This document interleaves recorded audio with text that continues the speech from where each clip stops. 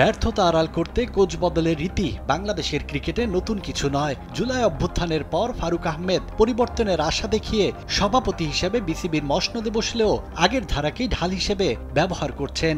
মেয়াদ পূর্তির আগে আন্দ্রে অ্যাডামসকে বিদায় করে পেস বোলিং ইউনিটের দায়িত্ব দিয়েছেন শন টেইটকে। গত এক যুগে Heath Streak, Courtney Walsh, Langeveldt, Otis Gibson, Allan Donald, অ্যাডামসরা কাজ করে গেছেন। নির্দিষ্ট করে বললে 11 বছরে 7 বার কোচ বদলেছে তাসকিন মুস্তাফিজদের। সম্প্রতি নাহিদ রানা, তানজিম হাসান, সাকিব, হাসান মাহমুদের মতো ট্যালেন্টেড পেসার উঠে আসায় বারবার কোচ বদল অবশ্য দলের মাঝে খুব বাজে একটা প্রভাব ফেলেনি।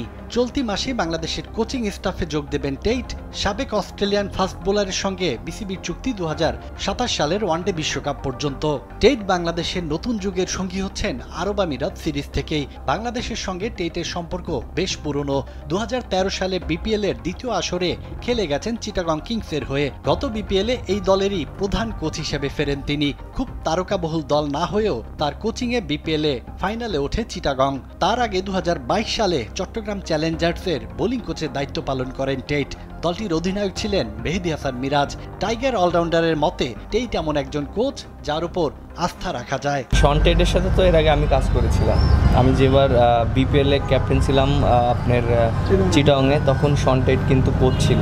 সো আমার কাছে মনে হয় ওর সাথে আমাদের আন্ডারস্ট্যান্ডিংটা খুবই ভালো ছিল এবং ও অ্যাজ এ হিউম্যান বিং হিসাবে অনেক ভালো এবং অনেক কাইন্ড এবং অনেক হেল্পফুল। সো আমার কাছে মনে হয় এরকম টাইপের কোচ থাকা টিমের ভিতর খুবই ভালো এবং আমি নিজেও ওকে পার্সোনালি চিনি এবং জানি ও অনেক প্লেয়ারদেরকে সাপোর্ট করে এবং ও নিজে যেহেতু ইন্টারন্যাশনাল ক্রিকেট খেলেছে অস্ট্রেলিয়ার মতন এবং ও জানে যে এখানে কীভাবে কী করতে হবে। সো আমার কাছে মনে হয় এটা একটা ভালো পজিটিভ দিক আমাদের টিমের জন্য যে ওকে চুজ করা হয়েছে। টেইটের মতো হাই প্রোফাইল কোচ আগেও কাজ করে গেছেন টাইগার পেসারদের সঙ্গে।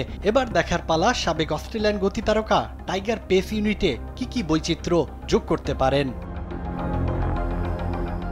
সাজ্জাদ খান, কালবেলা।